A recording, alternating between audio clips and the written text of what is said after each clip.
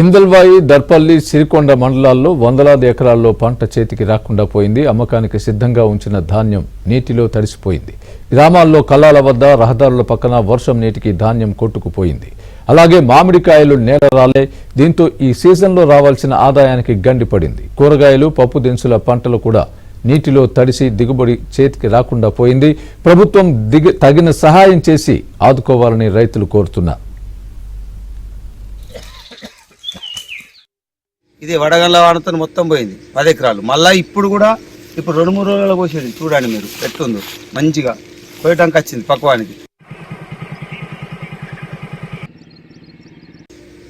ఇది వడగండ్ల వానతో మొత్తం పోయింది 10 ఎకరాలు. మళ్ళీ ఇప్పుడు 2-3 రోజుల్లో కోసేది. చూడండి మీరు ఎట్లుందో, మంచిగా కోయటానికి వచ్చింది పక్వానికి.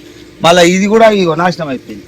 ఈ నాశనమైన దానికి మేమేం చేయాలి? పిల్లలేమో చదువుకుంటున్నారు, వాళ్ళకు ఉన్నత చదువులు చదివారంటే మేము ఆరుగాలం పండించి కష్టపడితేనే ఈ అడ్లు పండితేనే మాకేమైనా వస్తేనే వాళ్ళకు పిల్లలకు డబ్బు పెట్టి చదివిస్తున్నాం. ఇట్లయితే మేము వ్యవసాయం ఎలా చేసుకోగలుగుతాం?